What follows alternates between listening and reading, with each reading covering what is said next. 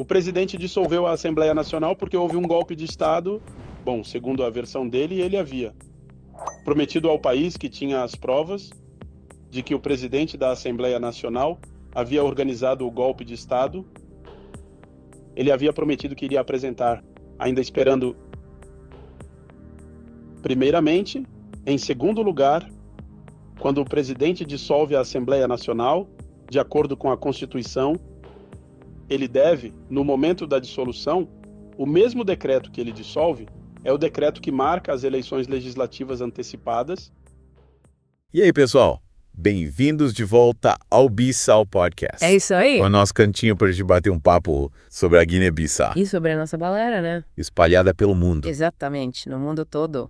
Hoje a gente vai mergulhar fundo Mergulhar fundo. numa entrevista super interessante. Interessante mesmo. Que o Aristides Gomes, Ex-primeiro-ministro. isso, ex-primeiro-ministro, deu para a repórter Benemonde. Repórter Ben Mondo. Aristides Gomes, para quem não sabe, nasceu em Canchungo. Em 1954. Em 1954, figura carimbada da política guineense. É, Já foi primeiro-ministro várias vezes, várias vezes. em momentos muito importantes da nossa história. E além de tudo, ele manja tudo de sociologia. Ele estudou, né? Se formou Lá na Universidade de Perth. na Universidade de Perth.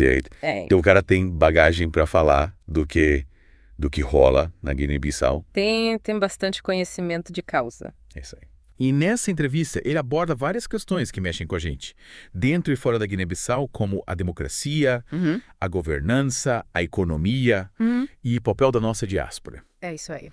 Então, bora começar falando sobre democracia e governança. Beleza. O Aristides Gomes, já de cara, logo no início, ele demonstra uma preocupação com os rumos que a Guiné-Bissau está tomando, né? Sim. Ele bate na tecla da transparência e da justiça, como sendo a base para a gente ter um progresso de verdade. E ele fala bastante disso. O que você acha disso? Eu acho que ele toca num ponto crucial. A gente vê por aí vários países que no papel são democracias, mas na prática a coisa não funciona bem assim. Então eu acho que ele tá ligado nessa realidade, sabe? Ele não tá falando só por falar, ele tá cobrando ações concretas, sabe? Tipo, mecanismos para garantir que as coisas sejam feitas às claras, que a justiça funcione para todo mundo, sem privilégios. Verdade. E você acha que, como é que a gente sente isso, assim, na pele, no dia a dia? A gente vê essa transparência acontecendo de verdade? Olha, essa é uma pergunta difícil, né? Não. Porque a gente sabe que tem muito trabalho a ser feito, né? Em termos de transparência, de justiça. Mas eu acho que a gente precisa continuar cobrando, sabe? Se manifestando, exigindo que as coisas mudem. O que não é o caso hoje. O que não é o caso hoje com ele. Já que hoje ele diz que, por decisão pessoal, ele tem uma lista de pessoas que não podem ser candidatos. Para voltar à questão da dissolução das instituições democráticas, começamos pelo governo, a destituição do meu governo. Ele poderia ter dissolvido o meu governo e pedido ao partido vencedor das eleições que lhe desse outro nome. Pois eu, desde o início, disse que se ele chegasse ao poder, eu não queria governar com ele. Ele poderia ter voltado e pedido ao que era o partido vencedor em 2019, eleições legislativas, portanto, que tinham a legitimidade na Assembleia Nacional para poder formar um governo. Ele deveria ter voltado e pedido novamente o nome de um novo primeiro-ministro para me substituir. Ele não fez isso. Ele dissolveu a Assembleia Nacional, ele forçou a barra, ele nomeou seu próprio primeiro-ministro, sem ter a legitimidade da Assembleia.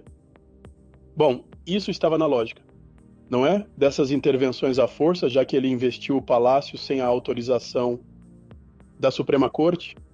Então, uma vez que ele investiu o palácio, ele dissolveu o meu governo, um novo nome para um novo primeiro-ministro. Ele dissolveu a Assembleia Nacional, ele impôs outro primeiro-ministro. Apesar disso, ele foi reconhecido pela CEDEAO. Na época, ele tinha fortes apoios da Nigéria e do Senegal.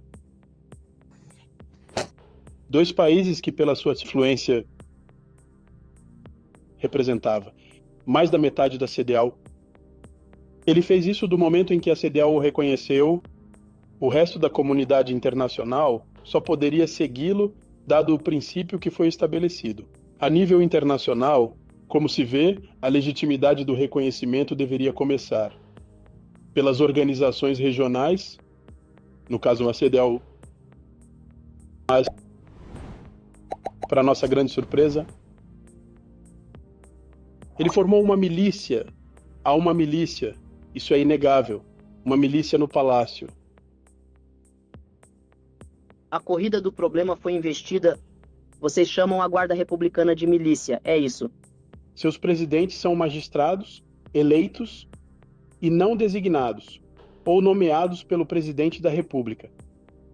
A partir do momento em que esses militares da presidência invadem as instalações, eles mudam completamente. A regra institucional, que decorre do próprio funcionamento da Constituição e das instituições, só podemos chamar esse corpo, não é? De funcionários, com base nas milícias. Das milícias, ou seja, eles obedecem apenas à autoridade de uma pessoa que não respeita os dispositivos legais, não é? Que foram instituídos para fazer essa continuidade funcionar. Que nomeação? Estou falando da nomeação do presidente do Supremo Tribunal. Eu não prefiro falar sobre isso, é inconstitucional. Não há nenhuma lei na Guiné-Bissau que possa legitimar uma nomeação no Supremo Tribunal. É isso. A diferença, não há nenhuma disposição, ou seja, na Guiné-Bissau, até o momento em que eu falo com vocês, o presidente, quem quer que seja, não nomeia um magistrado para o Supremo Tribunal. Os magistrados são eleitos por seus pares, ou seja, reunimos todos os magistrados do país, eles se reúnem e fazem uma eleição. Não é ele e há vários candidatos para o cargo de presidente do Supremo Tribunal e eles elegem um dos candidatos. Então, ninguém pode não pode reivindicar a legitimidade de nomear um presidente do Supremo Tribunal na Guiné-Bissau. Isso seria, e ainda é o caso hoje, não é uma maneira de escamotear o princípio da legitimidade democrática. Então, é preciso que isso fique claro nesse aspecto. É irrefutável. A partir do momento em que o presidente diz que nomeou um presidente do Supremo Tribunal, ele varreu completamente os princípios constitucionais e republicanos do país. Isso não sou eu não estou inventando isso. Seu adjunto o substituiu na Comissão Nacional de Eleições. Então, nas eleições, as eleições que ocorreram, a nova Assembleia Nacional, era necessário fazer a votação para eleger um novo presidente da Comissão Nacional de Eleições, o que não foi feito. A Constituição estabelece que o presidente tem o poder de dissolver a Assembleia Nacional, mas sob a condição que essa Assembleia Nacional funciona pelo menos durante 12 meses. Após 6 meses, o presidente dissolveu a Assembleia Nacional. O preditar disse sobre a Assembleia Nacional, porque ele tinha, o preditar falou parlamento ou de Estado. O presidente dissolveu a Assembleia Nacional porque houve um golpe de Estado. Bom, segundo a versão dele, ele havia prometido ao país que tinha as provas de que o presidente da Assembleia Nacional havia organizado o golpe de Estado. Ele havia prometido que iria apresentar, ainda esperando, primeiramente. Em segundo lugar, quando o presidente dissolve a Assembleia Nacional, de acordo com a Constituição, ele deve, no momento da dissolução, o mesmo decreto que ele dissolve é o decreto que marca as eleições legislativas antecipadas, que, em princípio, deveria acontecer 3 meses após a dissolução. O presidente nunca fixou a data das eleições, então ele não respeitou o princípio da dissolução, uma vez que ele dissolveu 6 meses após a instalação da Assembleia e não 12 meses depois, conforme a Constituição.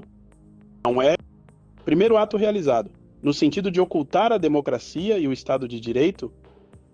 Segundo ato, ele não permitiu à Assembleia Nacional de eleger um novo presidente da Comissão Nacional de Eleições. Terceiro, erro muito grave. Ele prometeu à nação a apresentação das provas como o presidente da Assembleia Nacional estava.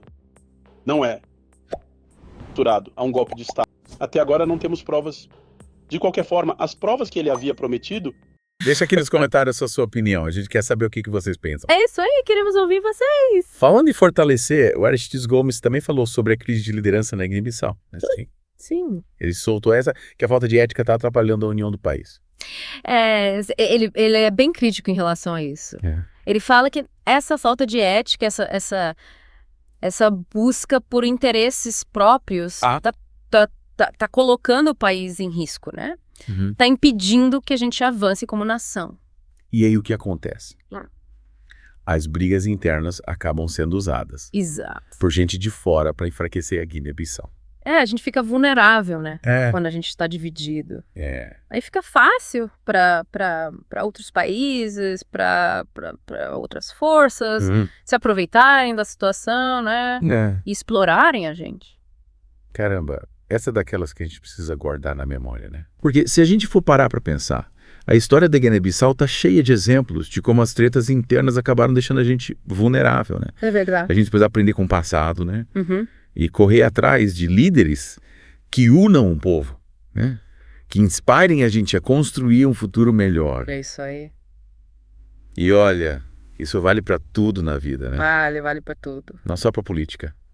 A gente precisa de líderes em todos os setores, né? Pessoas que nos inspirem, que nos motivem a sermos melhores. É isso aí. E por falar em futuro, o Aristides Gomes também ligou a instabilidade política com as dificuldades na economia. Sim. Ele defende que a Guiné-Bissau precisa de um plano de desenvolvimento sustentável, né? Para usar os recursos naturais de forma justa, sem deixar ninguém para trás. Sem deixar ninguém para trás, exatamente. E hoje a gente tem recursos para dar e vender na Guiné-Bissau. Temos. Mas para isso funcionar, a gente precisa de um plano de ação que beneficie todos os guineenses, né? Sim, um plano que seja inclusivo, que leve em consideração as necessidades de todos. Que tal a gente se inspirar em modelos que deram certo em outros países? Boa ideia. A gente pode pegar o que deu certo lá e adaptar para nossa realidade. A gente não precisa reinventar a roda, né? É isso aí. A gente pode aprender com a experiência dos outros. Exatamente. E juntos somos mais fortes. E não se esqueçam de se inscrever no canal e ativar as notificações para não perder nenhum episódio do Bissau Podcast. É isso aí. A gente está sempre trazendo conteúdo novo, relevante para vocês. É isso. As palavras do Aristides servem como um chamado para ação, né? Sim, um chamado para que a gente acorde, para que a gente se engaje, para que a gente lute por um futuro melhor para Guiné-Bissau. É isso aí. A responsabilidade pelo futuro da Guiné-Bissau é de todos nós. Todos nós. Tanto de quem tá lá, quanto de quem tá aqui. É isso aí. Então, é isso, pessoal. Este episódio não foi só pra gente analisar o que o Aristides Gomes falou. Não. Mas para despertar a vontade de agir, de construir uma Guiné-Bissau mais forte, mais unida, mais justa. E aí, o que cada um de nós pode fazer no dia a dia para contribuir? Essa é a pergunta que fica, né? Deixe aí nos comentários, a gente quer saber a sua opinião. Isso, queremos ouvir vocês. Reflitam sobre isso e continuem ligados aqui no Bissau Podcast. Isso aí. Um espaço onde a gente debate os temas mais relevantes para Guiné-Bissau e para nossa diáspora. É isso aí. Valeu pela companhia, pessoal. Valeu. Até a próxima.